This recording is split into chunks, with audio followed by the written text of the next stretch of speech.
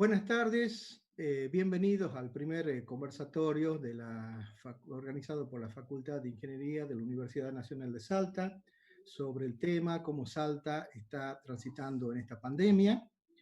El objetivo de este primer conversatorio justamente es, a través de la experiencia de prácticamente 100 días que hemos transitado por esta pandemia, es oportuno revisar qué cosas pudimos haber hecho bien, qué cosas podemos ajustar, cuál es una mirada positiva de cómo transitamos en un evento que ha integrado Salta al mundo en un hecho tan significativo como es una pandemia, en donde el mundo está pasando un momento crítico. Evidentemente, este virus ha afectado de manera multivariada. El mundo se vio inicialmente eh, atacando el problema unidimensionalmente, solo desde la parte de la salud. Y hemos visto que en realidad no es tan así. El coronavirus afecta multivariadamente, es decir, afecta tanto en el orden de la salud como de la economía y con igual importancia, diría yo, y en el orden social, en el orden de la vida democrática, en el orden de la libertad y también en la parte educativa, que es justamente el eje central en la formación y en el engrandecimiento de los países. Este es un primer conversatorio. Hemos reunido justamente para analizar el problema a los principales referentes de todos esos ámbitos, o sea, del ámbito de la salud, del ámbito de la economía, del ámbito de la educación, del ámbito de la gestión de gobierno y del ámbito de la parte legal. Yo quiero invitar ahora a la psicóloga Cintia Molinari, quien es nuestra moderadora, para que haga la presentación respectiva de nuestros invitados panelistas. Muchas gracias. Muchas gracias, Iván. Buenas tardes. Agradezco a los 5 panelistas por participar de este ciclo. La primera charla de este ciclo que va a continuar el 5 de agosto, la próxima. También darle un saludo a los participantes y esperar que sea muy fecundo esto para comprender por la situación que estamos pasando. Les cuento un poco cómo va a ser la dinámica de esta actividad. Los disertantes van a tener unos 10 minutos de exposición y una vez que concluyan, vamos a pasarles, una vez que concluyan todos los participantes, vamos a pasar las preguntas que hagan por chat. Entonces, exponen los panelistas, los participantes hacen sus preguntas por chat y nosotros las leemos al final, tratando en lo posible de que poder evacuar todas las consultas que realicen. Así que bueno, un gusto, bienvenidos a todos. Voy a empezar por el doctor Gustavo Herrera, médico, especialista en neurología, director y fundador del Instituto Neurológico de Salta. Es fundador de la unidad docente de la residencia y concurrencia de la especialidad de neurología. Miembro titular de la Sociedad Neurológica Argentina, investigador principal del estudio de prevalencia de epilepsia, ganadores del premio anual del Colegio de Médicos de Salta. El segundo participante de esta jornada es el doctor Lucas Lapena, máster en Ciencias Sociales, de la Escuela de Economía de Londres, presidente del Consejo Económico y Social de la provincia, es decano de la Facultad de Economía y Administración de la UCASAL, es economista jefe NOA del IERAL, Fundación Mediterránea.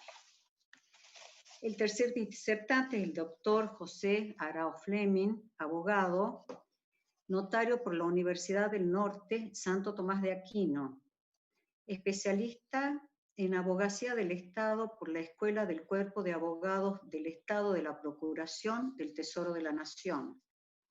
Es docente en Ingeniería Legal y de la Legislación Específica en la Universidad Católica de Salta.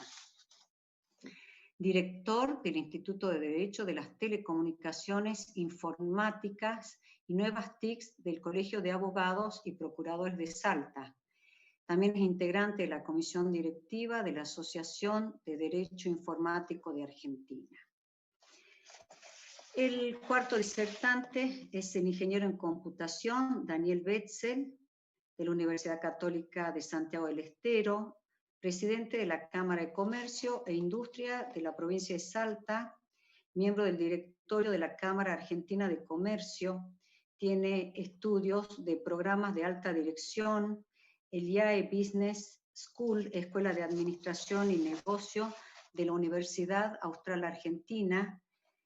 Tiene 22 años en la dirigencia gremial empresaria, reside en nuestra provincia hace 30 años y ha realizado una cantidad de emprendimientos tanto en el NEA como en el NOA y en el país vecino de Paraguay.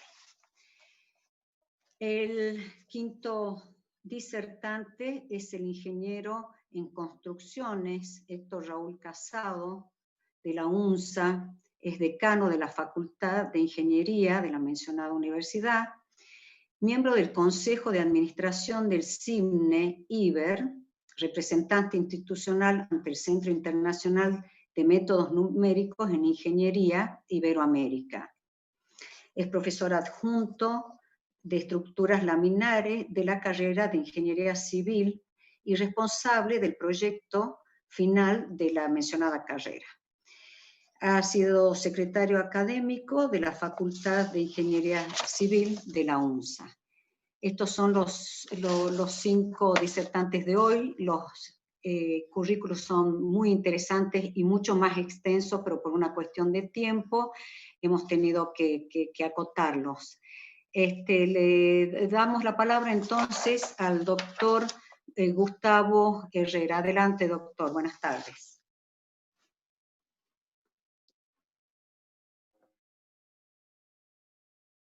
Sí, buenas tardes. Primero, quiero agradecer a la Facultad de Ingeniería de la Universidad Nacional de Salta, al ingeniero Iván Rodríguez por la invitación, y mis 10 minutos van a ser utilizados para encarar esta enfermedad que es el COVID-19. Un poco uniéndome a lo que decía el ingeniero Rodríguez al inicio, esta enfermedad, ¿sí?, es producida por un virus que es el COVID. La definición de lo contrario a enfermedad es salud. ¿Y qué dice la Organización Mundial de la Salud con respecto a esto? La salud es el completo bienestar físico, mental y social, y no solamente la ausencia de enfermedad. Eso hay que recordar porque en esta pandemia no hemos dedicado mucho a la parte de enfermedad y hemos descuidado un poco la parte afectiva, mental y social en cuanto al trabajo. Bueno, como dije, es una enfermedad, el COVID, que se comporta como tal. Un error de comunicación es haberla titulado como el enemigo, ¿sí?, algo desconocido, y ponerla al frente de nosotros como la muerte. Y en realidad es una enfermedad producida por un virus, que es un virus, es un microorganismo, es decir, una partícula que tiene un material genético que es el ARN, es decir, ácido desoxirribonucleico, y lo importante de este virus es que no puede reproducirse fuera de la célula, y en este caso la célula humana. Por lo tanto, el virus no se mueve en el aire, el virus no se reproduce en el aire. El virus necesita de una célula humana para reproducirse y actuar. Esto es muy importante porque la gente sospecha que si uno está en la calle y no hay nadie más, el virus viene, se mueve y puede atacarnos. El virus no se mueve, el virus se transmite. ¿Qué pasa con la transmisión del virus en el humano? El humano tiene un sistema inmunológico o inmunitario. ¿En qué consiste este sistema? El sistema inmunitario es la defensa natural que tiene el organismo. Son células, macrófagos, linfocitos T y B, que cuando una partícula extraña ingresa al organismo, la remueve, la mata, la saca. Es decir, crea lo que nosotros y ustedes ya escucharon, que son los anticuerpos, que son proteínas que van a ayudar a eliminar ese antígeno, esa partícula extraña. ¿Cuál fue el problema o cuál es el problema de este virus? Que es un virus que su genoma, es decir, fue nuevo, es decir, no es reconocido por ningún organismo, entonces no tiene la capacidad el ser humano de atacarlo, es decir, de reconocerlo cuando entra al organismo. Ese fue el gran problema de este nuevo virus, ¿sí? No tener anticuerpos. ¿Cómo se logra, por lo tanto, combatir este virus? Se logra teniendo una inmunidad, creando que nuestro organismo, estas defensas propias, creen anticuerpos para combatir la enfermedad. ¿Cómo se logra eso? ¿Sí? Creando una inmunidad colectiva. La inmunidad colectiva es que cuando una gran parte de la población ya posee anticuerpos contra la enfermedad, es decir, cuando una proporción de la población ya está infectada y ya tiene anticuerpos, por lo tanto es menos probable la transmisión de persona a persona.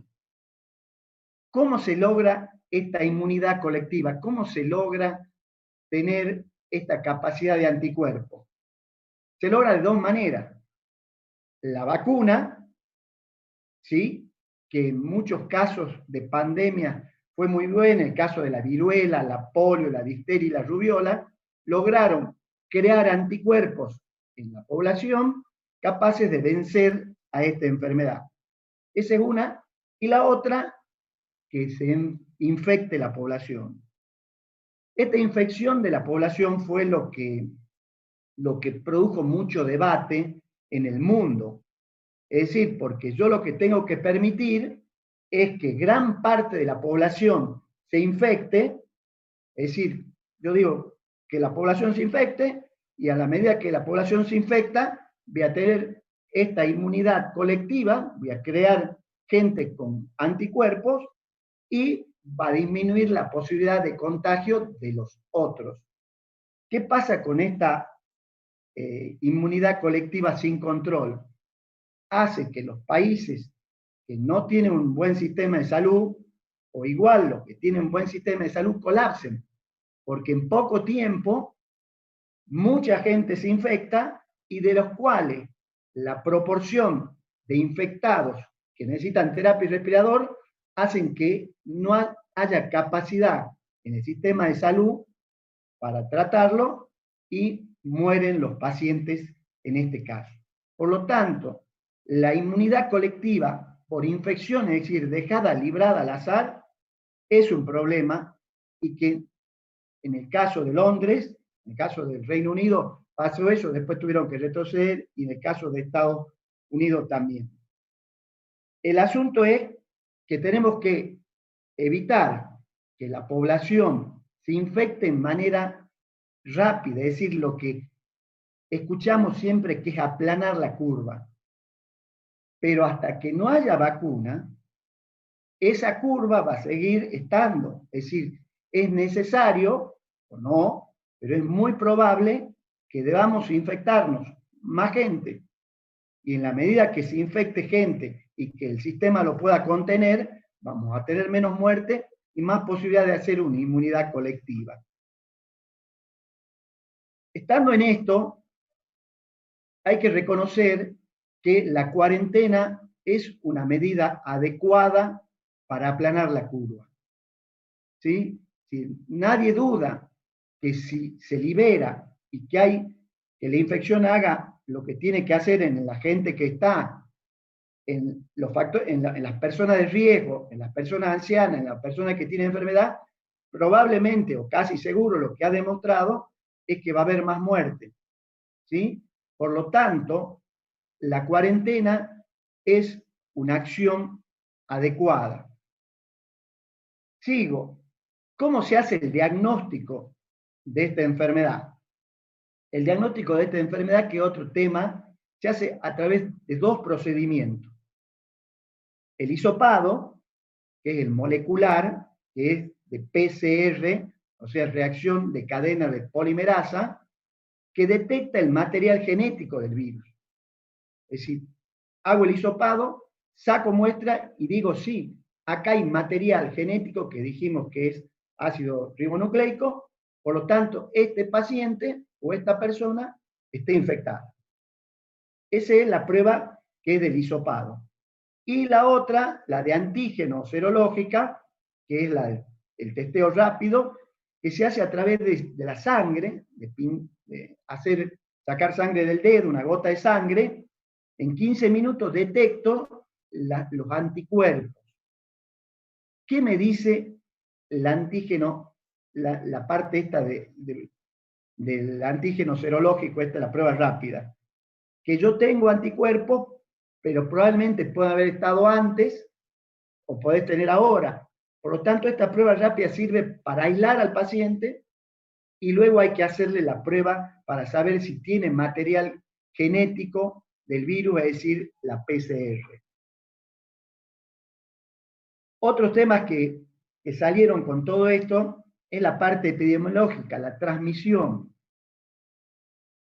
¿Qué son los contactos estrechos? Se denomina contacto estrecho en casos que ha tenido contacto con gente que ha venido del lugar que había COVID o que ha estado con un paciente enfermo de COVID al menos más de 15 minutos y sin protección. Esos son casos estrechos, ¿sí?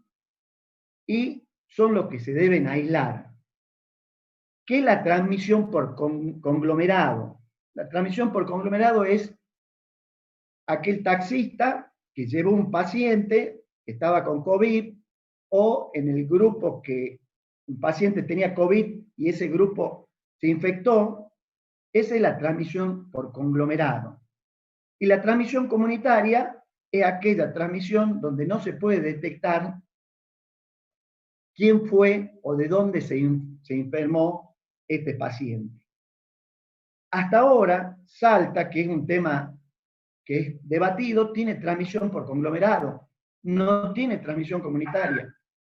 Va a llegar a tener, y casi seguro, eso no se duda, porque volvemos al principio de la charla. Esta enfermedad, la única forma de contrarrestar es teniendo anticuerpos para el virus del COVID. Así que, por lo tanto, vamos a llegar a tener transmisión comunitaria. Una cosa importante que lo digo, ¿qué ha pasado con esta enfermedad? Los medios de comunicación, las redes, son de mucha utilidad y nos sirve para mucho, pero en este caso se ha utilizado en forma inadecuada y hubo demasiada gente opinando. Esto me hacía recordar en los mundiales de fútbol, donde todos son directores técnicos, todos saben, aunque no hayan pateado nunca una pelota. ¿Qué pasa en esos casos? Nuestros dirigentes, nuestra gente referente en salud, deben salir fuertemente a cortar las opiniones que hay, porque si no, abundan datos que no son. Y la otra cosa, que por suerte se está cumpliendo, la Ley de Protección de Datos Personales 25326 prohíbe dar los nombres de la gente infectada, porque no solamente te infectás, sino que pasás a ser un leproso, que es muy grave. ¿Sí? Falló, para mi gusto, falló la comunicación en la gente de gobierno. Es decir, primero, que los que se infectaban casi eran unos bandidos. ¿sí? Y esto es una enfermedad. La medicina tiene un gran problema en el mundo, que es la adherencia al tratamiento, ¿sí? Lo que cuesta que el paciente entienda que la medicación la tiene que tomar, que entienda que tiene que hacer actividad física, que entienda que tiene que comer sin sal, y que después de toda la recomendación el paciente haga lo que tiene que hacer. Eso mismo pasó con esta enfermedad. No es una cuestión de no me importa. Es muy difícil adherirse a consejos hasta que lamentablemente no lo vemos muy cerca. Entonces, la comunicación, en este caso, en mi opinión, falló al tratar de quédese en casa. En realidad, tenemos que cuidarnos. Esa es la idea, ¿sí? ¿Cuáles son las cosas que debemos hacer para cuidarnos? Que es elemental. Y antes, quiero decir algo que opino. Salta está en una situación privilegiada. Salta, tuvimos nuestra cuarentena, después, por mucha gestión de la Cámara de Comercio y de mucha gente, logramos abrir los negocios, logramos empezar a tener un distanciamiento y ya casi estamos en una actividad de lo que se llama nueva normalidad. Eso se logró gracias a todos, ¿sí? ¿Qué nos pasa ahora? Creo que empezamos una nueva etapa de mayor cuidado. De mayor cuidado. Debemos tratar de mantener esta situación, pero vuelvo a repetir como empecé la charla. El virus no camina. Y está demostrado que la única forma y la más segura de transmisión es de persona a persona. Por lo tanto, si es de persona a persona, evitar el conglomerado de gente, evitar reunirse en personas, familiares o lo que fuese en lugares cerrados. En los lugares cerrados y no ventilados, el virus puede estar más tiempo en el aire, ¿sí? Por lo tanto, es más fácil contagiarse. Y si por alguna circunstancia hay que hacerlo, hay que estar con el barbijo. El barbijo tiene un gran problema. No tapa el mentón y la boca nada más. Tiene que tapar la nariz, la boca, ¿sí? No se lo puede tocar con la mano y acomodárselo. Nosotros vemos la gente que cuando le hacen las entrevistas, cada rato están levantándoselo con la mano. Quiere decir que si hay COVID ahí en el barbijo, ya lo tiene en la mano, ¿sí? Entonces, tratar de cuidarse, tratar de usar medios de protección, evitar esto, fundamentalmente, tratar de evitar los conglomerados. ¿Qué es lo que tenemos que hacer la gente que tiene un poco de autoridad, el gobierno? Dar el ejemplo. Es decir, ¿qué pasó al principio de la pandemia? Los gobernantes andaban dándose besos, abrazándose. La gente escucha y ve. Y es mucho más claro el ejemplo que ve que el que escucha. Por lo tanto, evitar el conglomerado, lavarse las manos. El virus no salta. El virus no salta. Si yo he tocado algo que tiene virus y ese virus todavía está vivo y me toco la boca, me llevo el virus a la boca. Si me lavo la mano bien lavada, listo, no hay más virus, ¿sí? Entonces, evitar tocarse la boca, los ojos y la nariz sin haberse lavado la mano. Por supuesto, usar los medios de protección, tratar de evitar de toser en público y lo que ya todos saben de salir si es únicamente necesario. Ahora sí creo que depende de nosotros. Nos preguntan habitualmente si vamos a volver a fase 1. Yo le explico a mi familia que seguramente si yo me infecto, toda mi familia va a volver a fase 1. ¿Sí? No hay otra manera porque todos nos vamos a tener que aislar. Por lo tanto, está en cada uno de nosotros ver cómo hacemos para evitar que esta enfermedad sea más prolongada. Creo que vamos a tener virus COVID-19 hasta un tiempo importante. Tenemos que aprender a convivir. Sería ideal seguir con esta fase, seguir tratando de que Salta esté como hasta ahora, y no tratar de decir lo que pasó en Italia, lo que pasó en España, lo que pasó en Estados Unidos, porque nos está demostrando esta enfermedad que 100 kilómetros de distancia, Jujuy, tiene otra condición que nosotros, ¿sí? Entonces, depende mucho de lo que hagamos nosotros para volver a esta fase y tratar, vuelvo a decir, que tengamos salud, es decir, bienestar en lo económico, en lo social y en la enfermedad. Muchas gracias.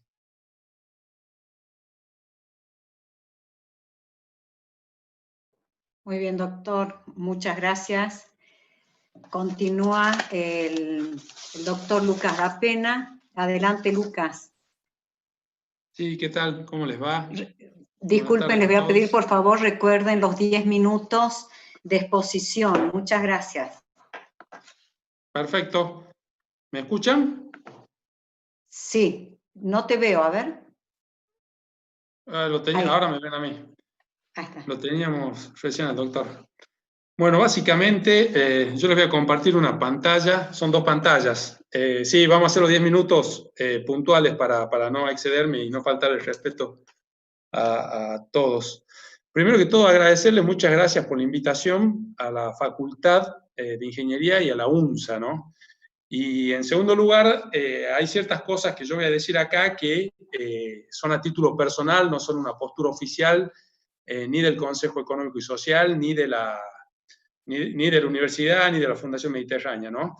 Eso por las dudas lo aclaro, sobre todo en las propuestas para salir de esta pandemia, ¿no? Siempre hablando desde un punto de vista económico. Bueno, yo lo quise resumir en una serie de conceptos para que quede sobre qué voy a hablar. La primera es cómo transita la pandemia, o sea, cómo transitamos nosotros aquí en Salta la pandemia, ¿no? Lo que podemos decir es que en el acumulado, es decir, cuando nosotros tomamos los primeros meses del año, es decir, hasta junio, hay una caída en la mayoría de los sectores. Es decir, de los sectores económicos, de todos hay una caída, comparándolo contra el año pasado. Es decir, que se puede confirmar que la provincia o que la economía privada provincial ha tenido hasta este momento una caída en la mayoría de los sectores. Ahora, bueno, hay una buena noticia dentro de que el NOA, sobre todo, tiene un fuerte componente de administraciones públicas provinciales, ¿no? Es decir, el gobierno provincial, los gobiernos provinciales en el NOA son bastante grandes, es decir, tienen mucho empleo y tienen una presencia bastante importante. En este caso eso nos ha jugado a favor. ¿Por qué nos ha jugado a favor? Porque ha funcionado como un amortiguador de la caída en la actividad privada. Es decir, el hecho de que se puedan seguir pagando los salarios a todos los empleados públicos, que son más o menos entre 90 y 100.000 empleados públicos lo que tiene la provincia, ha hecho que se sienta menos o que el impacto sea menor a otros lugares de acá de la Argentina, ¿no? El tercer punto, ¿cuál es? Salta se movió rápido para liberar, es decir, hay que reconocerle al gobierno provincial, al gobernador básicamente, que se movió rápido para liberar. También hay que reconocerle al gobierno nacional que descentralizó el aislamiento, es decir, el manejo del aislamiento lo descentralizó entre las distintas provincias. Así cada una podía atender mejor la situación que tenía. En el caso nuestro de la provincia, se liberó, al día de hoy estamos con una situación de relativa libertad, es decir, no hay un aislamiento tan fuerte como en otras provincias. Podemos ver acá simplemente Jujuy, que también se manejó de una manera rápida para liberar, pero bueno, lamentablemente después se le complicó y está desde ayer o desde hoy a la mañana en fase 1, ¿no? Nosotros acá eso tuvo un impacto directo en la economía.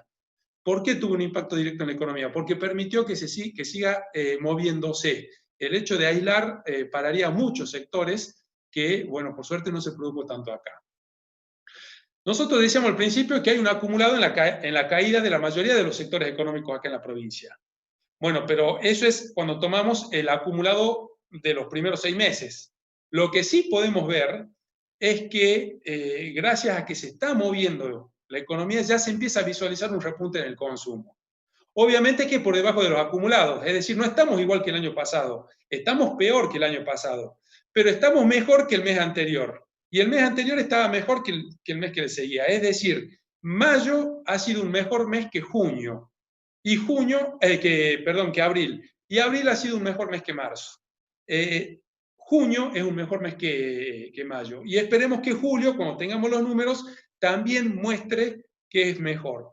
Obviamente que todo esto es teniendo en cuenta la situación provincial, ¿no? No nos olvidemos nunca que hay un contexto macro que nos delimita bastante. Es decir, hay inflación, hay un parate económico, hay una pandemia y hay una deuda por reestructurar. Esas 4 variables influyen en las distintas provincias. En nuestra provincia también influye, pero de vuelta, por estas cuestiones particulares, que es el peso de la administración pública provincial, la rapidez para liberar, muestran que en el mes a mes empezaron a mejorar ciertos sectores. Por ejemplo, lo que es venta de motos, por ejemplo, lo que es venta de autos, por ejemplo, lo que es venta de inmuebles. Es decir, hay sectores que muestran que hay un consumo que está empezando a repuntar. Recordemos, por debajo de los acumulados, ¿no? Y después el último punto es que hay que evitar la caída silenciosa de la actividad. ¿Qué significa evitar la caída silenciosa de la actividad?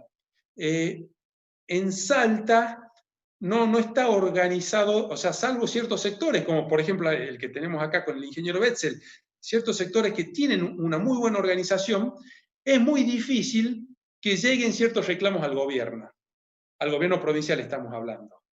Y eso genera un problema, ¿por qué?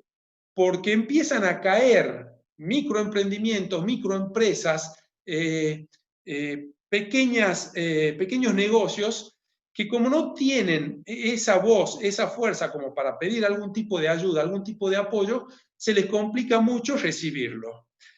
Y cuando hay un apoyo del gobierno nacional, se les complica también recibirlos acá. ¿Por qué? Por el lado del IFE, que sería para personas, porque no todos los salteños reciben el IFE. ¿Por qué? Porque no todos los salteños están bancarizados, porque no todos los salteños tienen una alfabetización digital como para saber cómo manejarse con Internet. Y porque no todos los salteños tienen un cajero cerca. Entonces eso hace que el IFE no haya pegado plenamente en todos los salteños. O viéndolo por el otro lado, desde el punto de vista de las empresas. No todas las empresas en la provincia tienen los papeles en regla como para pedir asistencia a un banco, la asistencia del gobierno nacional. Es decir, una fábrica de cereales que la maneja una persona que es monotributista y tiene 4 empleados en términos informales, pero porque no puede ponerlos en blanco, porque no puede formalizar su negocio, no tiene ningún tipo de ayuda. ¿Por qué? Porque está fuera del sistema para ser ayudado. Entonces, dentro de esta pandemia que estamos viendo, lo que tenemos que evitar ya como provincias es evitar esa caída silenciosa. Es decir, que de a poquito se vaya complicando cada vez más, tanto a nivel personal, es decir, de las personas, como a nivel de las empresas y sobre todo de las pequeñas y medianas empresas. Vamos a cómo se sale de este momento, ¿no? Bueno, ¿cómo salimos? Estamos ya terminando julio, empieza agosto, lo cual es una buena noticia, es decir, estamos pasando la parte más dura del invierno, cambian las expectativas, cambia la forma de encarar el año, lo cual es positivo. Ahora, bueno, todavía no hemos pasado y, como decía el doctor Herrera, en cualquier momento podemos caer en este tema, en este famoso tema de la circulación, de la circulación comunitaria del coronavirus. Pero siempre hablándolo desde un punto de vista económico, ¿no? ¿Cómo podemos salir o cómo podemos amortiguar un poco esta situación que veíamos recién en la filmina anterior? Primero, aprovechar el apoyo de Nación. Es decir, Nación está dando un fuerte apoyo, una fuerte asistencia a todo el país. Bueno, la idea es que nosotros como provincia lo apoyemos, o sea, lo aprovechemos. ¿Cómo lo tenemos que aprovechar? Como recién decíamos, con el tema del IFE, tratar de que el IFE llegue a la mayor cantidad de salteños posibles. El tema de apoyo para empresas, que llegue a la mayor cantidad de empresas posibles. ¿Cómo salimos de este momento? Bueno, hasta este momento, este es un problema financiero. ¿Qué tenemos que evitar nosotros? Tenemos que evitar que se convierta en un problema económico. ¿Qué significa que es un problema financiero? Significa que un negocio, como consecuencia, vamos al tema del hotel, que es lo más fácil de entender. Un hotel en Salta, como consecuencia del aislamiento, de facturar 100 pesos por mes, pasó a facturar 0, porque se cerró todo. Es decir, dejaron de entrar turistas. Tampoco había turismo interno, no había nada, porque estamos hablando de los meses desde desde marzo hasta ahora. Entonces, es un problema financiero. Ese hotel tiene un buen servicio, tiene un concepto de valor agregado, es un hotel que en circunstancias normales funciona. Entonces, lo que tiene es un problema financiero, no un problema de fondo, un problema estructural que no se venden sus servicios. No, culpa de un aislamiento obligatorio, que es, de vuelta, una medida de salud sumamente importante, pero tiene un problema financiero. ¿Qué tiene que hacer provincia? Tiene que evitar que se convierta en un problema económico. ¿Cuándo se convierte en un problema económico? Cuando ese hotel cierra. ¿Por qué cierra? Porque no le dan los números para seguir manteniendo otro mes más o 2 meses más esta situación problemática de que tiene 0 ingresos o que hay un turismo interno que no llega ni al 15% y tampoco le dan los números. Entonces, lo que tenemos que tener en cuenta en esta situación es que, desde un punto de vista económico, el problema que tenemos es un problema financiero que a medida que van pasando los meses se puede llegar a convertir en un problema económico. Problema económico es que ese hotel cierre, que genere desempleados y que se achique la economía. Si son muchos los emprendimientos, los hoteles, los negocios que cierran, se convierte en un problema económico. Ahora, bueno, ¿cómo hacemos para evitar que se convierta en un problema económico? Es decir, atenderlo como un problema financiero. Se puede hacer de distintas formas. No sirve en términos prácticos, ¿no? No sirve la palmadita en el hombro y solidarizarnos. No, lo que necesitan es plata. Es decir, necesitan fondos para poder pasar estos 2, 3 meses que está todavía dando vuelta toda la problemática de la pandemia. Entonces, ¿cómo se puede hacer? Se puede hacer de distintas formas. Se puede crear un fideicomiso. ¿Qué es crear un fideicomiso? Estamos hablando de montos para que se entienda 1.000 millones en un fideicomiso. Es para asistir a aquellos negocios, pequeños, micros negocios, que están fuera del sistema bancario, pero que necesitan un apoyo. Es decir, tienen papeles, pero los papeles que tienen no les alcanzan para llegar a la asistencia que está dando Nación. También podemos crear un fondo de garantía. ¿Cuál es el fondo de garantía? También podemos hablar de 1.000 millones. 1.000 millones para un fideicomiso, 1.000 millones para un fondo de garantía. El fondo de garantía es que la provincia sea garante de aquellos pequeños y medianos emprendimientos, pequeñas y medianas empresas, microempresas, que necesitan fondos, pero no pueden garantizarlos. Entonces, en este caso ni siquiera se utiliza el dinero, simplemente la provincia es garante ante el sistema financiero para que puedan acceder a esos negocios. Otro tema más que ya se está tratando a nivel nacional, una moratoria impositiva provincial.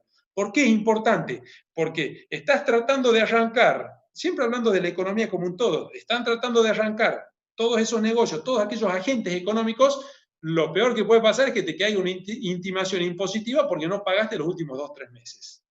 Entonces, sí es necesario seguir en este caso la línea de Nación y ver cómo se articula una moratoria impositiva que sea por lo menos hasta el 31 de julio, es decir, por deudas impagas hasta el 31 de julio, y que te dé un plazo y que te dé intereses como para poder salir adelante.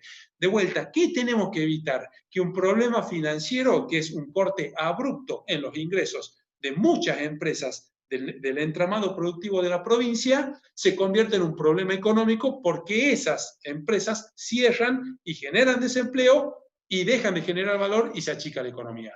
¿Cómo financiamos estas medidas? Deuda, simple. ¿Qué significa financiarlo con deuda? Este es un buen momento y esta es una buena situación por la cual tiene que tomar deuda provincia para soportar la economía privada. ¿Por qué? Porque es necesario. Porque si nos caemos, si se caen, si es un problema económico, va a tardar mucho más tiempo en recuperarse que si es un problema financiero. Les agradezco a todos y bueno, quedo a disposición para información adicional. Muy bien, Lucas, muchísimas gracias a vos. Vamos a continuar con el doctor José Araoz Fleming. Adelante, doctor.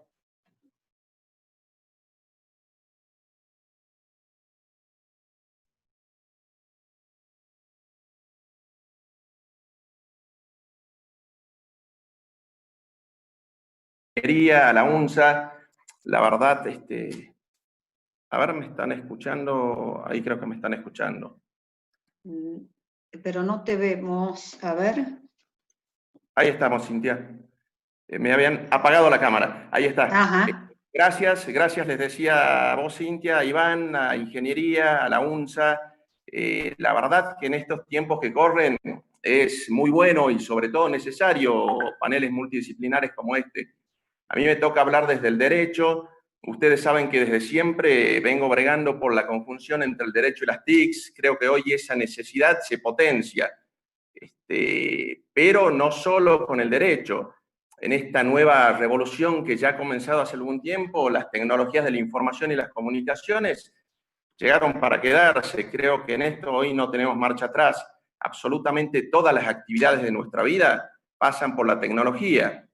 En el campo del derecho, estos cambios generan nuevos hechos, actos jurídicos, que deben ser regulados también de una manera especial. Construir esta sociedad de información requiere no solo inteligencia, requiere también participación de todos los sectores, requiere que todos los actores estén involucrados, esto en un marco de igualdad, garantizando neutralidad tecnológica, garantizando inclusión. También fundamental, seguridad. Vimos los últimos temas de ataques informáticos y demás. La sociedad debe ver esta conjunción y debe también involucrarse, creo, en estos cambios. Por eso la convocatoria debe ser lo más amplia posible. A mí me toca analizar esta cuestión del desderecho. Justamente desde el Colegio de Abogados, desde el primer momento de la pandemia, venimos bregando por esto. La verdad es que el colegio se adaptó muy bien a estos cambios, a estas necesidades, a esta vida virtual. Potenció su esquema de firma digital, del que bien voy a aclarar, viene siendo autoridad certificante desde el 2018. Se preparó para lo que la modernidad demandaba, se viene preparando desde esa época, pero en este esquema de pandemia tuvo que potenciar y cuadruplicar la cantidad de personal afectado a otorgar la firma, para que tengan una idea. Desde el primer momento, el colegio tuvo que potenciar también sus canales de atención virtual necesarios para dar continuidad a las tareas de las distintas áreas. El colegio pudo reconvertir, por ejemplo, todos sus cursos de capacitación, todo su esquema académico. El colegio tenía toda una agenda que la verdad estaba programada para lo presencial. El colegio, en su agenda anual, que es muy importante, bastante amplia, toca todos los derechos, y sin embargo la pudo reconvertir, la pudo pasar al formato virtual, en tiempo récord, trabajando denodadamente desde el primer fin de semana de la pandemia. Desde el primer fin de semana que sabíamos que teníamos que encerrarnos, empezamos a trabajar sobre esto, nos apoyamos en personal especializado, nos apoyamos en ingenieros, en técnicos, pudimos generar estos puntos de encuentro, que para que se den una idea, Cintia, el primer encuentro estaba apuntado a 80 personas. Abrimos las inscripciones y la demanda nos superó, pero ampliamente. Entonces dijimos, bueno, subamos la barrera. Y dijimos, subimos la barrera, la subimos a 500. Contratamos el Zoom, pasamos de un Zoom de hasta 100 hasta 500. Y tuvimos en ese primer curso un pico de 800 solicitudes de inscriptos. Obviamente en 500 ya la cerramos. Salió muy bien ese primer curso, con excelentes críticas de todo el país. Nos llamaron muchísimo esos primeros días para pedirnos soporte, desde otros colegios de abogados, para replicar nuestros cursos, etc. Después se organizaron muchísimos otros encuentros virtuales que superaron ampliamente estas expectativas iniciales, pero no solo cursos meramente académicos, también y por sobre todo cursos prácticos. Nos fueron ocupando casi todos los días de la semana. Tuvimos incluso juras virtuales para que los nuevos profesionales que querían iniciar sus actividades se pudieran largar lo antes posible. El abogado que inicialmente, y como ustedes saben, sucedió con todas las actividades, estaba un poco asustado con esta irrupción de las tecnologías, con esta necesidad, obligación de usar los medios tecnológicos. No le quedaba otra en realidad, empezó a adaptarse, empezó a amigarse con las plataformas. Hasta los más reacios tuvieron que comenzar a estudiar el tema. Sin darse cuenta, en un mes promedio estaban participando en nuestros foros virtuales, estaban interactuando de la mejor manera. Lo mismo pasó un poco con el tema del Poder Judicial.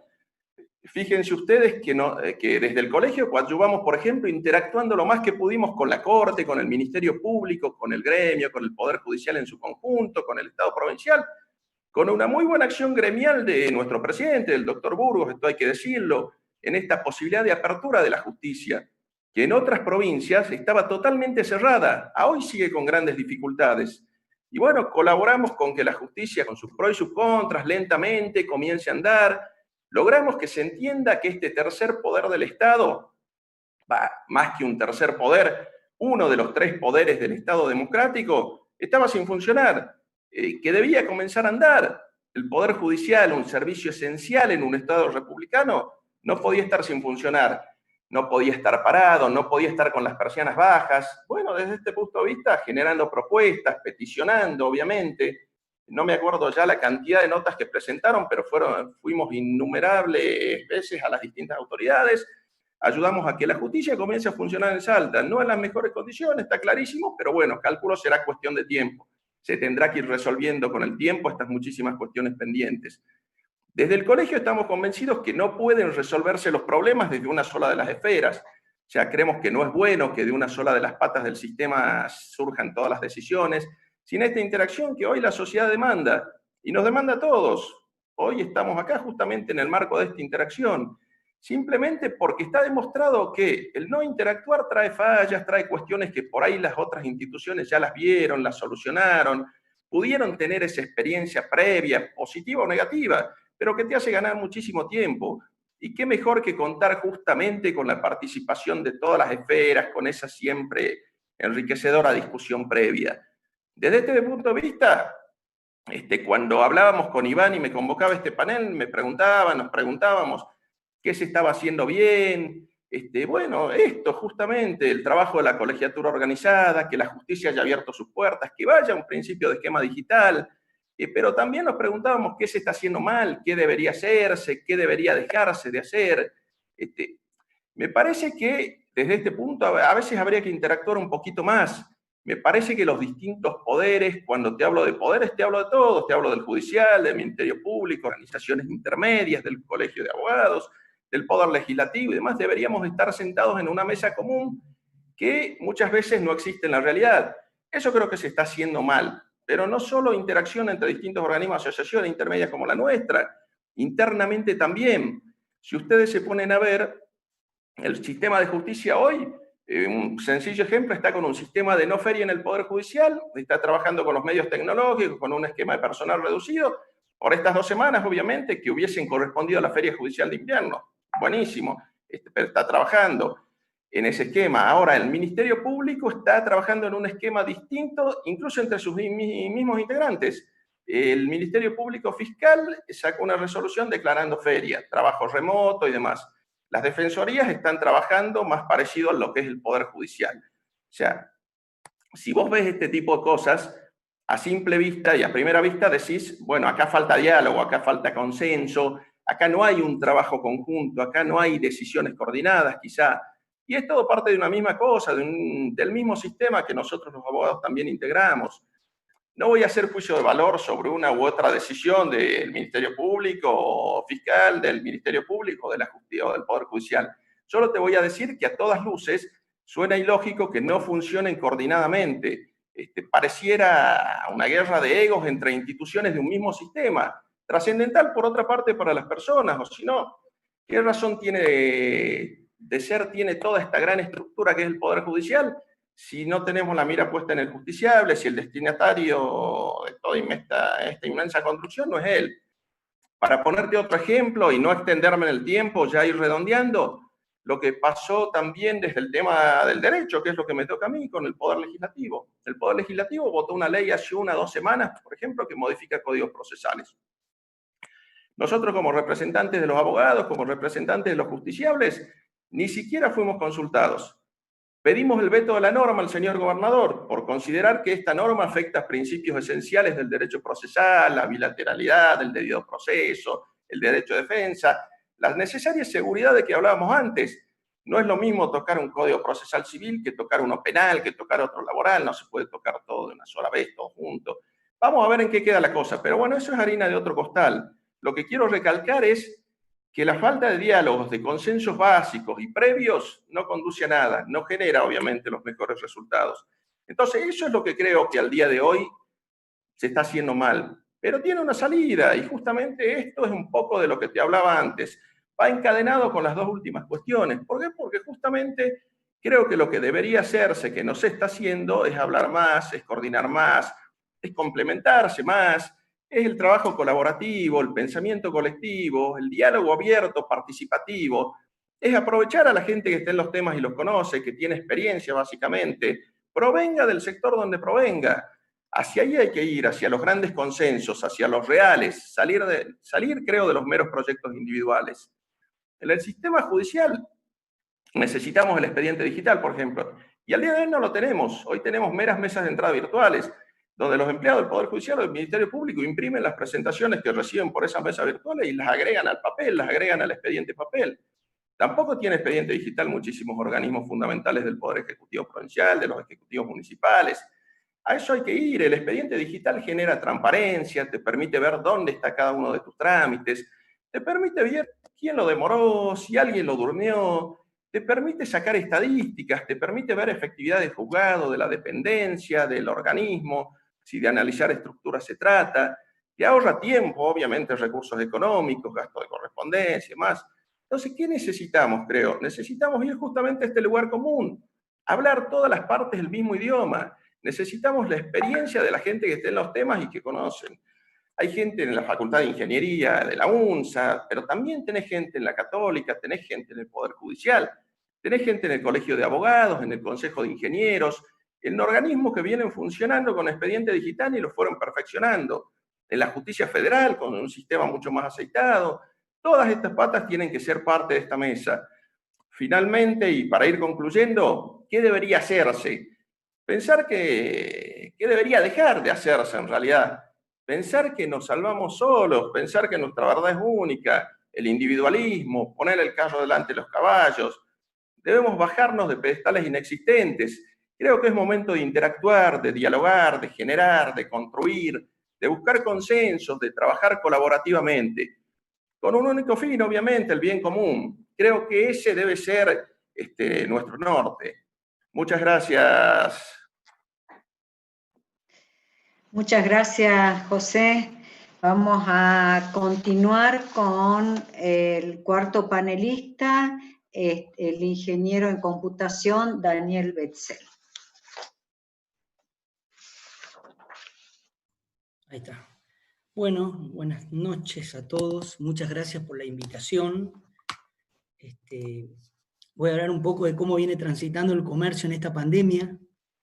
Esta pandemia que es, sin lugar a duda, el evento más disruptivo de los últimos años.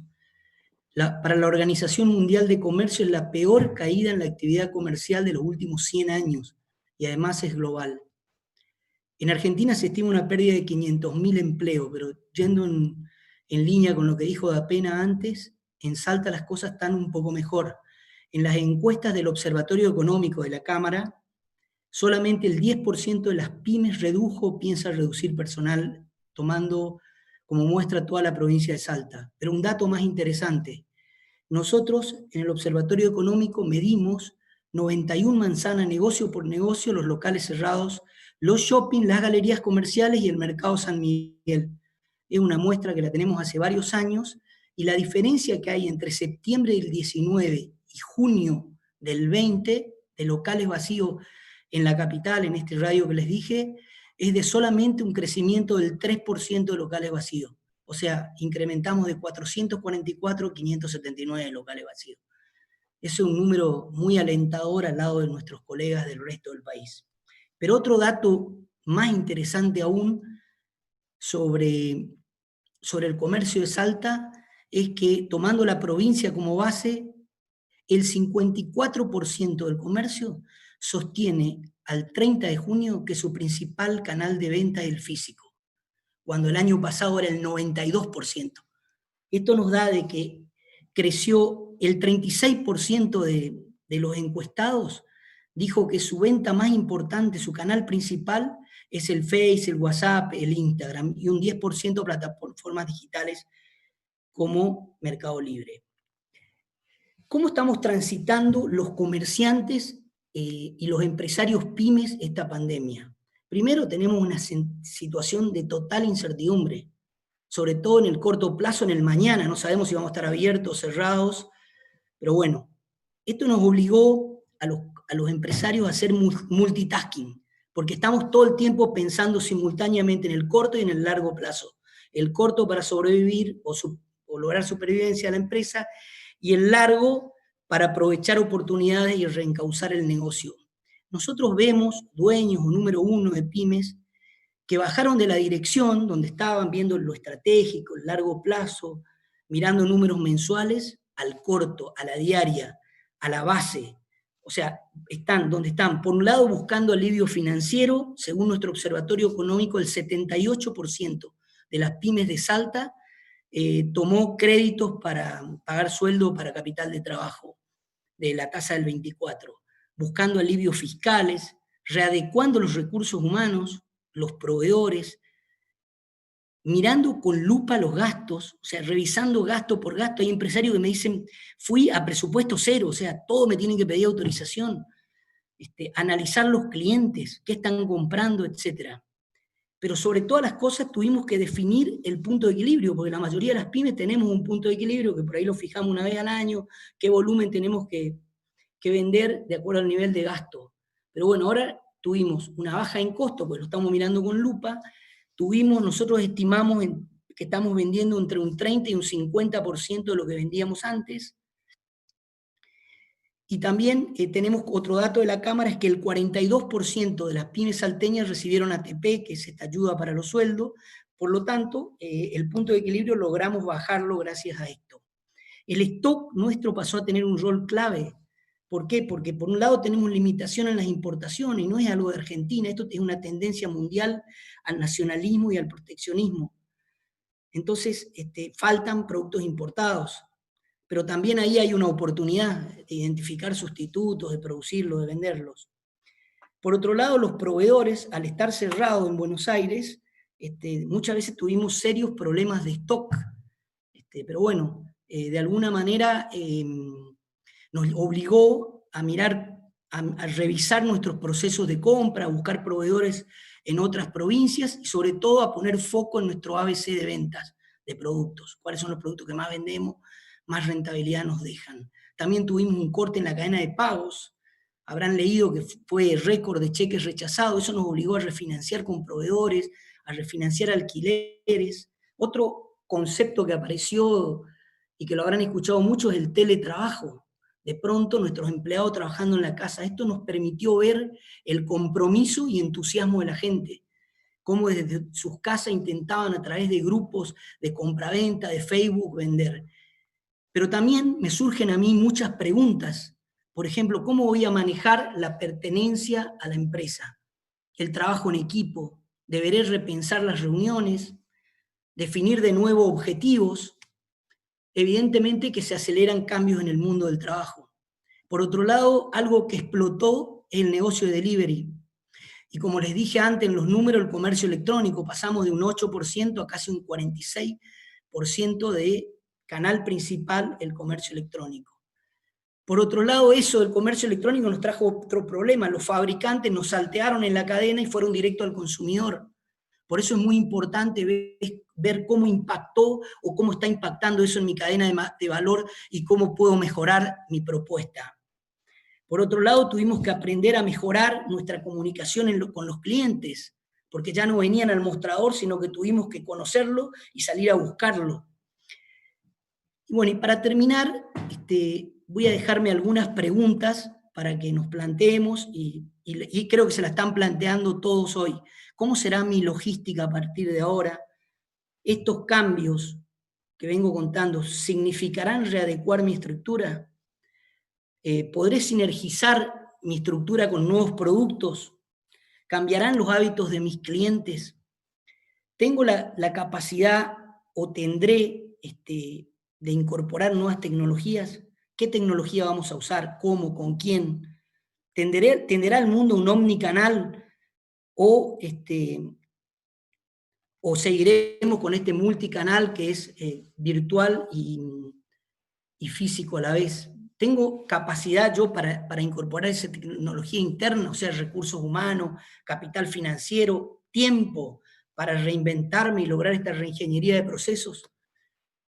¿Cómo trabajaremos en la pospandemia sin perder nuestro ADN? Por otro lado, veo que surgirán nuevos trabajos, por ejemplo, la Big Data, que va a ser clave, necesitará quizás matemáticos. Necesitaremos conocer las emociones de las personas. Amazon está patentando un software para medir, de acuerdo a la voz, el estado de ánimo de los compradores. Después, otra cosa que nos preguntamos es cómo impactaron y cómo impactarán nuestros productos en los clientes durante la pandemia.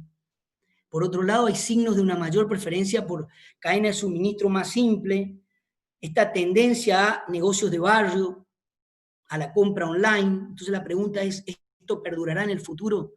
¿La compra online se volverá cultural? ¿Cuál será la nueva normalidad? Porque estas nuevas tecnologías, si las aplicamos al retail, como se utilizan hoy en otros países, ¿podrán convivir con estas opciones que estamos usando de WhatsApp por delivery y grupos de compra? ¿O tendremos que incorporar estas nuevas tecnologías?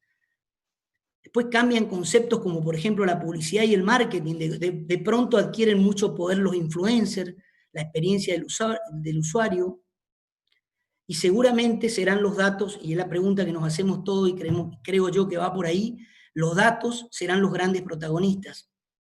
Otro tema, la realidad virtual, la realidad aumentada, mundos inmersivos de retail, que los estamos viendo, por ejemplo, en las visitas, en los recorridos gratis en los museos, he leído por ahí, por ejemplo. ¿Esto se aplicará al negocio minorista? ¿Marcará un quiebre, me pregunto, y vendrá la naturalización de esta tecnología y de pronto me podré medir algo con realidad aumentada? Y esto que hoy es el diferencial de algunas marcas o de para algunos clientes VIP, ¿pasará a ser la normalidad? ¿Me obligará a mí a incorporar tecnología porque este va a ser el proceso de compra que se viene?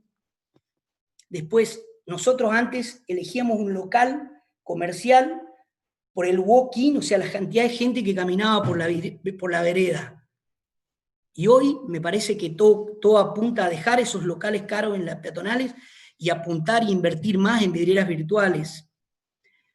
Nosotros teníamos un foco en habilidades de venta, en las habilidades de venta que tenían nuestros vendedores, y los formábamos para eso, pero me parece que hoy ese foco va a cambiar a la logística y los procesos. Lo mismo en el teletrabajo, pasaremos del foco del horario de un empleado a poner foco en los objetivos que le ponemos. Otro tema es que hoy, para nosotros, las pymes, los recursos humanos son muy importantes, y creo que hoy la tecnología va a tener un rol en esta pospandemia quizás tan importante como la gente. Y para terminar, les dejo una frase que me parece que más que una frase, yo creo que en la pandemia nosotros nos adaptamos a la tecnología, a la que había. Y creo que hoy llegó el momento de cambiar el adaptar por adoptarla. Gracias. Muchas gracias. Vamos a continuar con el ingeniero en construcciones, Héctor Raúl Casado. Esa va a ser la última disertación y después hacemos las preguntas correspondientes. Muchas gracias, René. Bueno, buenas noches a todos. Este nuevo amanecer por el que transitamos nos encuentra tratando de explicar las consecuencias provocadas por la pandemia, el desafío en el que nos encontramos, el análisis de vía de salida de la contingencia y el repensar las nuevas condiciones de vinculación social, laboral, sanitarias, de estudio, legales, etc. Son tiempos de razonamiento y planteo de soluciones concretas. Antes de comenzar, quería agradecer al ingeniero Iván Rodríguez por haber tenido la gentileza de organizar este conversatorio y a los participantes del mismo, doctor Gustavo Herrera, doctor Lucas Dapena, doctor José Arao Fleming e ingeniero Gustavo Daniel Betzel.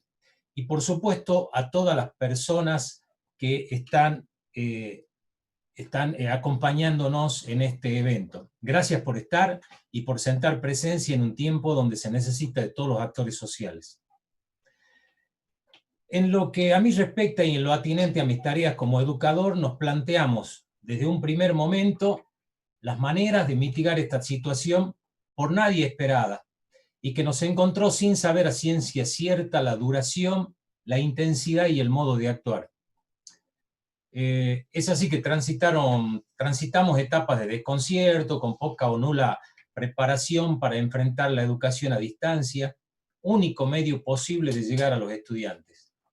Es allí cuando nos encontramos con situaciones de todo tipo, docentes, alumnos, administrativos, autoridades, fuimos construyendo una nueva realidad.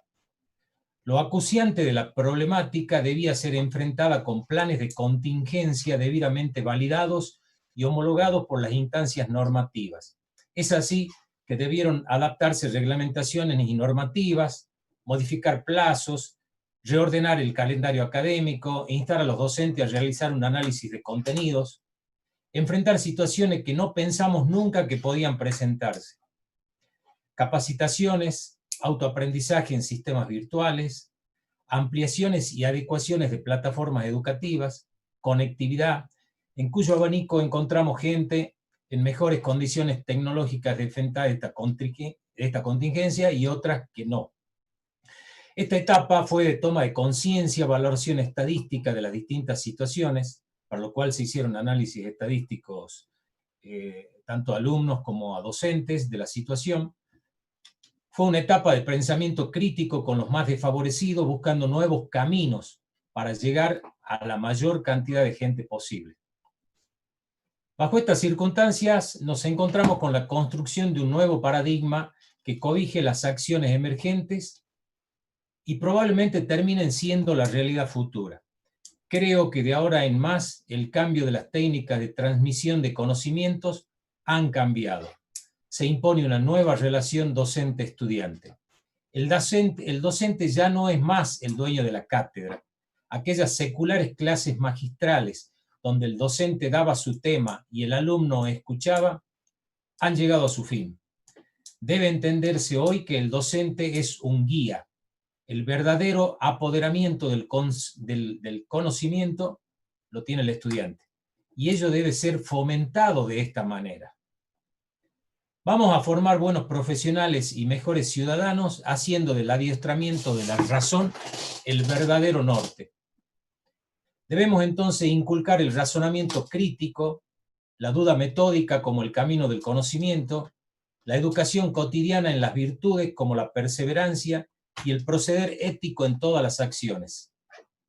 Quiero chicos que duden, pregunten, planteen nuevos caminos, que aprendan dónde está el norte de sus vidas.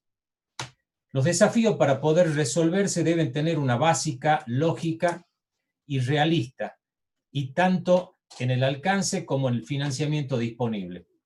La formación del ingeniero tiene múltiples aristas que pasan por lo teórico, laboratorios, prácticas con equipamiento de campo, visitas a obra, plantas fabriles, prácticas profesionales, destreza en el manejo de equipos y soft, etc. La variedad es muy amplia. Bajo esta nube de realidades y las distintas situaciones que presenta cada disciplina, estamos abocados a llegar a los estudiantes con laboratorios virtuales, laboratorios remotos, realización de pequeños ensayos que pueden realizar en casa, aplicación de técnicas de educación y evaluación. Hay muchas técnicas que se pueden aplicar en la educación virtual. Las estamos explorando porque esta realidad actual es el futuro a que debemos enfrentarnos. Estamos entonces en los albores del establecimiento de un nuevo paradigma donde lo virtual o lo semipresencial será la modalidad que se imponga. Veamos esta circunstancia de la pandemia como una oportunidad de crecer, oportunidad de aprender. No miremos azorado cómo discurre el tiempo entre los dedos. Seamos actores principales del cambio.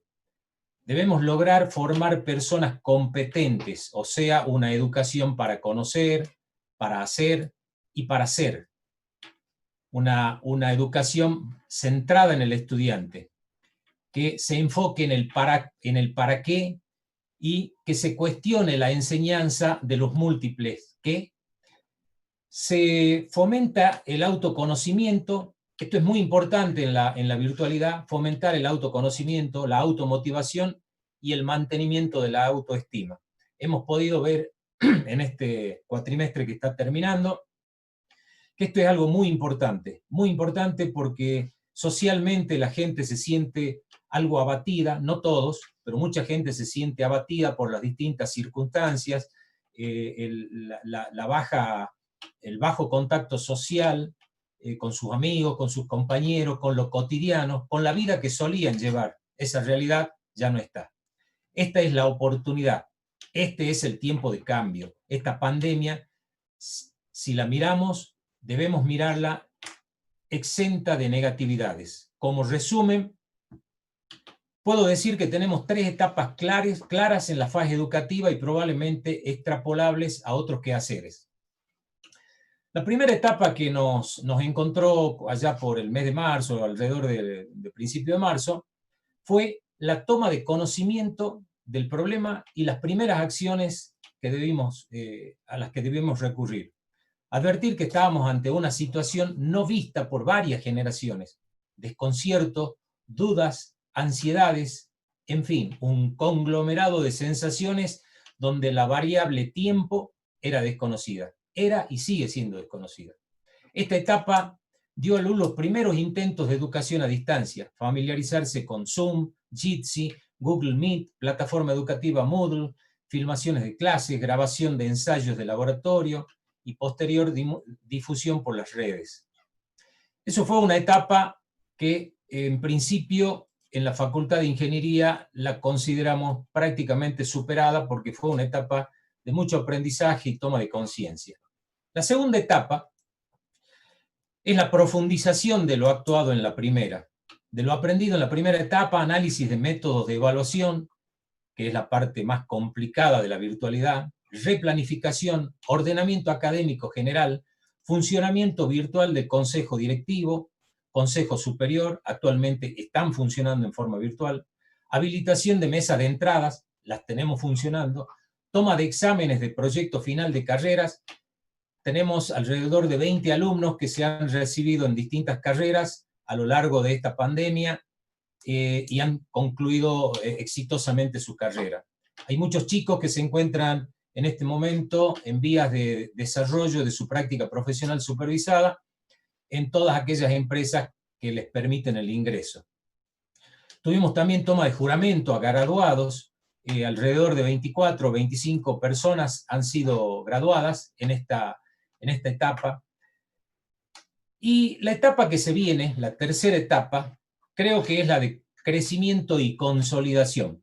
Será la etapa de perfeccionamiento y mejora de los circuitos administrativos, capacitación docente a distancia. Esta etapa se caracterizará además por la posibilidad de estar en contacto por medio de conferencias y seminarios como el que nos ocupa o del tipo webinar. Se caracteriza por acuerdos interinstitucionales, establecimiento de normativas adecuadas, homologación y o certificación de acciones no presenciales. Hay que validar, hay que homologar todo lo actuado, entonces esta tercera etapa nos brinda la oportunidad de entrar en un campo que hasta ahora consideramos lejano, pero la verdad que es la realidad que se impone de aquí en más. Desde la educación debemos buscar la respuesta que la sociedad necesita. Y creo que, como dijo el doctor Fleming hace rato, entre todos podremos. Muchas gracias. Muchas gracias, ingeniero. Gracias a los 5 panelistas. Vamos a pasar ahora al ámbito de las preguntas. La primera está dirigida al doctor Gustavo Herrera, como médico, pero también como empresario. Pregunta José Ignacio Tuero. ¿Puede darnos su visión del impacto sobre las actividades en general en estas nuevas normalidades intermitentes y particularmente en el orden de las actividades médicas y las adecuaciones o reconversiones que avisora? No sé si está claro, quiere que la lea. No, está bien. Voy a hacer el comentario primero de la parte médica. Es decir, el sistema de salud fue el más afectado, de hecho, porque era el menos preparado. Es decir, realmente tenemos, no solamente en Argentina, en el mundo, un sistema de salud bastante poco preparado para una pandemia, de hecho. La medicina está mucho más afectada que el comercio, porque la medicina tiene una parte pública, que depende del Estado, pero tiene una parte privada, que depende de la obra social, por lo tanto no tenemos una libertad de acción, estamos regulados. Realmente los profesionales en general, y el médico en particular, han sido muy afectados por esta pandemia. No hemos tenido la posibilidad de hacer una reconversión. Es muy difícil hacer las consultas por vía de internet. Yo soy neurólogo, tengo que ver, revisar, tocar. Entonces es muy difícil hacer una consulta por internet. Y las obras sociales, una cosa importante, quiero decir, ahorraron mucha plata en esta pandemia, porque realmente no se utilizó el sistema de salud en cuidado del COVID, no se utilizó, pero va a venir la próxima modalidad, va a haber mucho más atención médica que lo que hubo en estos 6 meses, 7 meses. Va a haber un estallido de gente que va a ir de nuevo a hacerse operar, a hacerse ver los pulmones, el corazón, el cerebro. Por lo tanto, la parte de salud va a tener que tener una reconversión muy importante. Sospecho que el haber preparado el sistema de salud público va a ayudar a que tengamos una mejor salud pública, y va a haber que ver cómo hacemos para que las obras sociales nos ayuden a los médicos, en este caso, a pasar esta nueva modalidad. Como dijo el ingeniero Daniel Bessel, la parte de comercio fue mucho más fácil de adaptarse. El delivery nos ayudó bastante. Hemos tenido la posibilidad, vuelvo a decir, de que el gobierno provincial habilite rápidamente el delivery y después el trabajo presencial. Y de hecho, creo que se va a preparar mejor la parte del comercio que la parte de la salud pública y privada, porque la reconversión y el mal pago de los médicos es una cuestión que trae mucho tiempo y que va a ser difícil ahora volver, pero nos aplauden cuando quieren aplaudirnos y nos rechazan cuando quieren pagarnos. Muchas gracias, doctor. Hay varias preguntas para Lucas da Pena. La primera es de Francisco Sotelo. Pregunta, ¿cuánto puede soportar Salta la caída global de la economía y hasta cuándo va a poder el Estado Nacional bancar la parálisis? Sí, ¿qué tal? Muchas gracias, Cintia. Ya las estuve respondiendo por el chat, más o menos, ¿no? El punto acá se está emitiendo. ¿Cuánto tiempo más dura la posibilidad de seguir asistiendo a todos los actores que se han sentido perjudicados o que están perjudicados por este aislamiento con emisión? Así que, bueno, es una pregunta con final abierto. Vamos a ver cómo sigue y qué pasa en estos meses, ¿no? Hasta ahora se emitió Bien. 1 billón de pesos, es decir, 1 millón de millones. ¿Cuál es la diferencia? Estados Unidos también lo hace, Europa también lo hace, nuestros vecinos lo hacen. El punto es que hay una historia económica atrás que dice que si Estados Unidos emite para hacer, o sea, como una política expansiva de la economía, después rescata esa emisión que hizo, ese exceso de emisión. Bueno, también pasa lo mismo con Europa. Bueno, y acá nosotros tenemos una historia que no nos juega mucho a favor. Así que por eso es este posicionamiento y esta expectativa que haya una inflación que esté dando vuelta. Y sobre todo confirmado con el 2.2 del mes pasado, con un aislamiento en pleno, así todo un 2,2% de inflación a nivel nacional. Bien. Segunda pregunta.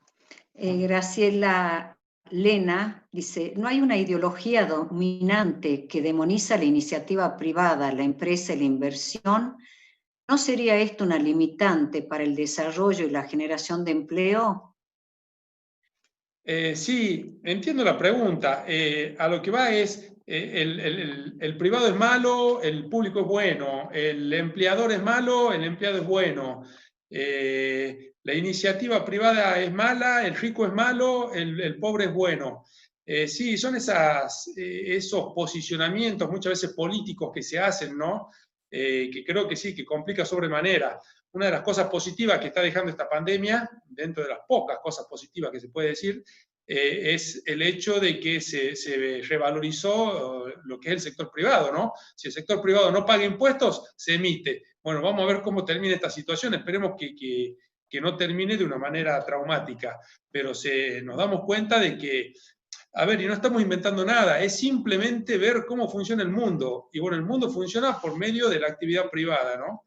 Y sí, acá hay veces que se produce cierta demonización del privado, del rico, del que trata del empleador, y yo creo que acá en la provincia no ha pegado mucho eso, así que bueno, esa es por lo menos también una buena noticia, ¿no?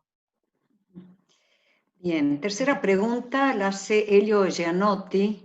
Doctor Da Pena, ¿sería necesario un cambio en la matriz productiva del país, teniendo en cuenta la centralización en la zona de AMBA y la complicada situación actual? Sí, también nosotros no vamos a poder evitar lo que es esa concentración en Buenos Aires. Eso es natural. Ahora, bueno, hay que tomarlo, siempre hablando desde provincia, ¿no? Hay que tomarlo como una variable independiente. Es decir, nosotros no podemos influir sobre esa variable independiente, porque políticamente no podemos influir si no fijémonos en el Belgrano Cargas. O sea, está hace tantos años dando vuelta y nunca lo terminan. O sea, nunca terminan de ponerlo en pleno funcionamiento. Entonces, yo en eso soy un poco más, no como Mendoza, tan independiente, pero sí el hecho de que tenemos que empezar a tomar nuestras propias decisiones en aquellas variables que sí son dependientes de la provincia, para tratar de lograr un desarrollo como otras provincias lo han logrado, ¿no? Estoy hablando de Mendoza, Córdoba, Santa Fe, San Luis, es decir, a otras provincias con esta macrocefalia, con esto que va hacia Buenos Aires, les está yendo mejor que a nosotros. Bueno, yo creo que está más al alcance de nuestras manos ver por qué a nosotros no nos va tan bien como esas otras provincias. Bien, acá hay una pregunta para Lucas que la extienden al presidente de la Cámara de Comercio, a Daniel Betzel. ¿Cómo verían un proceso de reconversión y readecuación imprescindible, una regestación de las cadenas o incluso matrices de valor a través de las asociaciones intermedias y las propias fuerzas que componen la sociedad? ¿Quién quiere responder primero? Lo dejo a Daniel. Adelante, Daniel, y sigue Lucas. Mira, yo creo que la Cámara de Comercio viene trabajando en la reconversión. Uno de los desafíos que se fijó este Consejo Directivo, que Gustavo Herrera me acompaña como secretario general, fue entender que el mundo estaba cambiando, que era fundamental que el comercio cambie al comercio electrónico, que esto se venía. Por ahí la pandemia aceleró 10 años esto, pero se venía. Por eso nosotros, con un gran esfuerzo nuestro y del gobierno de la provincia, lanzamos tiendasalta.com.ar, una especie de mercado libre que lo que buscaba era revalorizar lo nuestro, y básicamente el objetivo principal era que el comercio entienda que se puede vender electrónicamente. Yo no puedo creer, por ahí lo cargo a mi amigo de la tienda San Juan, que teniendo 100 empleados, 120, no vendan por internet. Bueno, la pandemia los llevó a vender y fueron un ejemplo. Pero bueno, la Cámara viene trabajando, la Cámara cree que es un actor fundamental para el cambio, que no solamente se dedica a solucionar problemas o etcétera, sino que tiene que sumar valor. Nosotros el año pasado, hablaba del Colegio de Abogados que dieron un curso, nosotros dimos alrededor de 270 cursos, creo que había uno por día o dos por día durante las semanas, sobre todo sobre tecnología, sobre reconversión, sobre reingeniería. Estamos convencidos que si mejoramos los comercios que representamos, las pymes, se mejora Salta.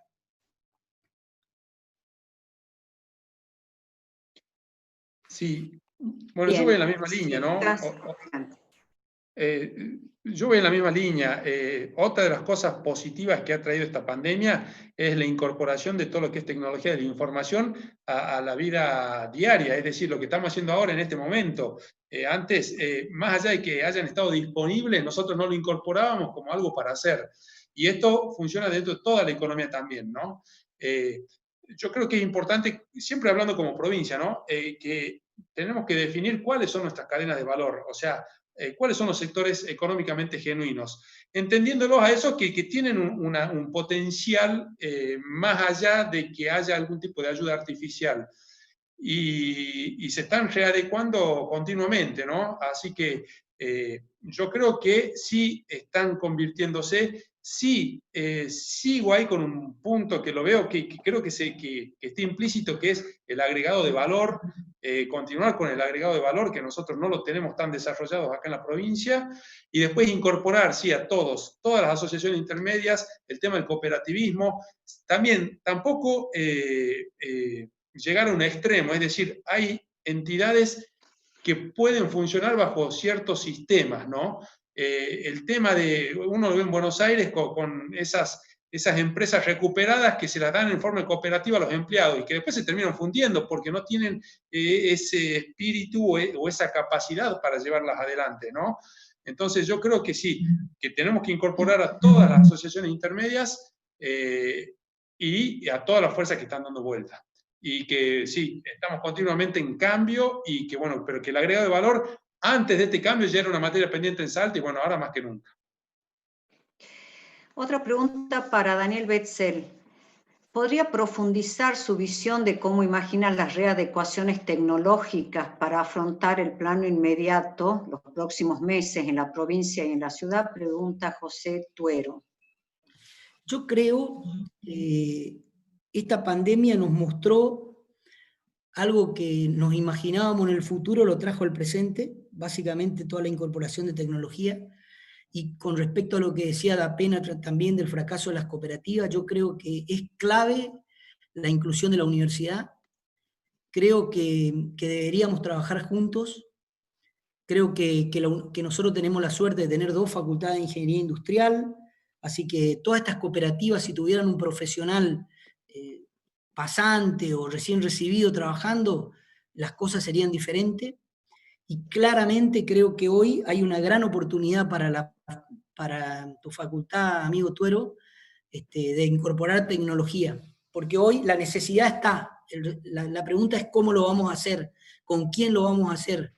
Otro dato muy interesante que surgió de una encuesta que terminamos el 30 de junio y que se hizo sobre pymes de toda la provincia, un 70% de capital, un 30% del interior, es que cuando le preguntamos a ese 80 y pico, lo dije hoy, por ciento de empresas que tomó ATP si lo podía pagar, el 65% cree que sí. Y otro tema más, cuando le preguntamos cuántos meses creen que aguantan, porque en Buenos Aires dicen que no aguantan 30 días más, a nosotros el 63% nos dijo que aguanta 6 meses o más a este ritmo de venta. Eso significa que por ahí hay capital o crédito y una oportunidad para incorporar tecnología. Así que para mí sería clave la incorporación de la universidad y trabajar juntos. Bien, otra pregunta, esta sería para el doctor José Arao Fleming. Dice si nos podría ampliar cómo ven desde el derecho el proceso de reconversión, incluso cómo ve la interacción que refirió entre las diferentes profesiones y actividades en Salta. Bueno, a ver, es un poco más de lo que hablamos. ¿Cómo veo desde el derecho este proceso de reconversión? O sea, el ideal es que avancemos con estas interacciones tecnológicas, con estas incorporaciones tecnológicas de las que hablan también Daniel y Lucas, y creo que a la larga, ¿cómo se da esta interacción? Yo hoy en un proceso judicial, en un expediente judicial, o sea, realmente no tengo una interacción tecnológica con ningún otro organismo. Los organismos de defensa del consumidor, Secretaría de Trabajo, cualquier otro tipo de organismo que son parte de este proceso porque en algún punto tenés que interactuar y demás. O sea, necesitas estar interconectado. Entonces, por eso digo que hay que buscar lugares comunes y tenemos que trabajar todos en lugares comunes.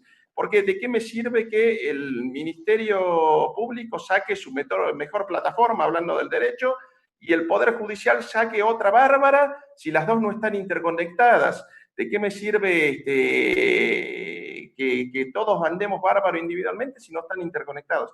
El derecho del futuro lo imagino justamente así, interconectados todos, trabajando todos sobre una misma plataforma común. Ejemplos tenemos, como decía en la exposición, al día de hoy hay organismos administrativos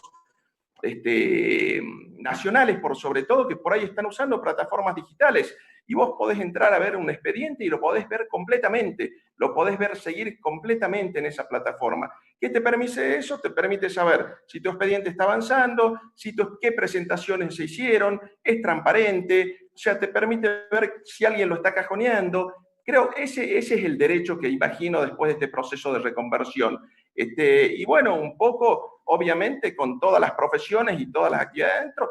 Y también voy a lo último que decía Daniel recién. O sea, las universidades son actores fundamentales en esto. Tengan en cuenta que entre las dos universidades en Salta tenemos todas las ingenierías. Al día de hoy, las ingenierías son fundamentales en todo este proceso tecnológico. Yo por ejemplo, en mi materia de ingeniería en telecomunicaciones, por ejemplo, o sea, de ahí no sale uno de los chicos sin trabajo, es más, los están contratando, diría que a promediar su carrera, ya están con trabajo. Yo lo que les recomiendo siempre es, elijan las mejores opciones, no se queden con la primera que les sale, pero la verdad que salen todos porque hay una demanda de estas cosas. Esto es lo que tenemos que potenciar. Finalizo contándote una anécdota que siempre cuento, pero que es real. Yo me acuerdo cuando volví de Buenos Aires, yo estuve en Buenos Aires, volví a Salta y me acuerdo en el 2002, te estoy hablando, ¿no? Se hizo un gran evento en la Casa de la Cultura. Ahí se lanzaba la firma digital en Salta. Todas las organizaciones, todo el gobierno, todos en la Casa de la Cultura. Y decíamos, bueno, en la ciudad judicial lo único que va a quedar va a ser un gran galpón de pruebas. Vamos a tener todos los juzgados, vamos a tener todos los organismos, nada más que con computadoras y sin papel. Estamos en el 2020. La pandemia potenció esa búsqueda, pero bueno, lo que quiero decir, pasó un tiempo, vamos hacia eso, vamos todos hacia eso.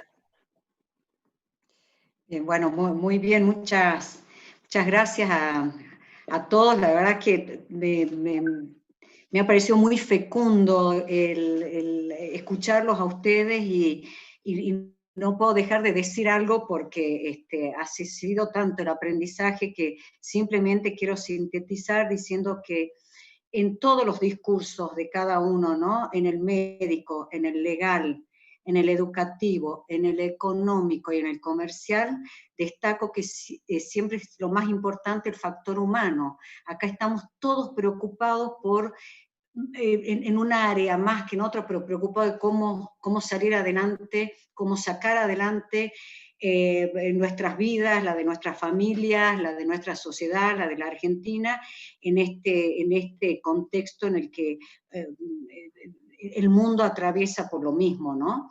La interconexión, la educación, la colaboración mutua, la transparencia y la ética realmente son palabras que saco como muy, muy valiosas de cada uno de ustedes.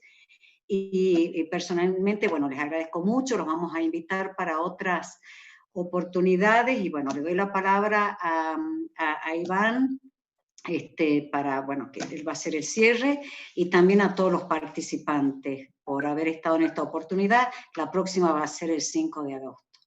Muchísimas gracias. Adelante, Iván. Bueno, creo que fue una conversación muy rica que tuvimos. Esta es la primera de varias que queremos hacer, o sea, es nuestro primer, digamos, nuestro primer pequeño aporte a empezar a proponer que estos temas son importantes debatir, son importantes reunirse, son importantes que tenemos que, desde los distintos sectores,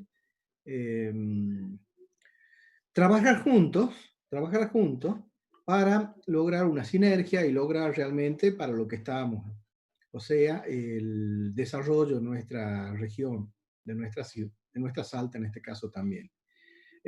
Bueno, para no hacer más largo, agradecer al ingeniero, a nuestro decano, al ingeniero Héctor Raúl Casado, quien apoya significativamente este tipo de actividades, quien nos acompaña, quien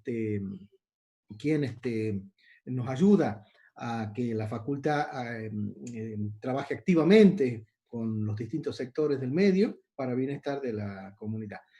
Agradecer a los panelistas por su tiempo, por la buena predisposición y convocarlos a seguir trabajando juntos, porque, como les digo, esta es una de las primeras actividades que iniciamos. Quisiera pedirle al ingeniero Casado como decano que haga el cierre de este conversatorio. Muchas gracias. Bueno, gracias, Iván. Estoy realmente muy complacido de sobremanera de ver la convocatoria que tuvo, el nivel de las personas que estuvieron haciendo sus exposiciones, la gente que nos estuvo acompañando, vi gente que estaba, mi amigo Pedro Romagnoli, actual, ex decano, perdón, de la facultad, estaba el doctor Antonio Arciénaga, probablemente en alguna próxima presentación lo podamos escuchar sobre la transformación tecnológica, el ingeniero Yacúlica, mucha gente, realmente no quiero olvidarme de nadie, la señora vicedecana de la facultad, Marisol Vicente, mucha gente realmente que valora y creo que son partícipes y comparten la necesidad que tenemos en este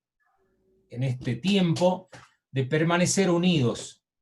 Y lo que vengo diciendo desde siempre, esto es un aprendizaje, no lo tomemos como algo malo que nos ha pasado, es una circunstancia que nos planteó la vida, una circunstancia que se nos puso en el destino y tenemos que salir adelante. Podemos salir adelante con el esfuerzo de todos, ayudando probablemente a los más débiles, a los más necesitados, a aquellos que por ahí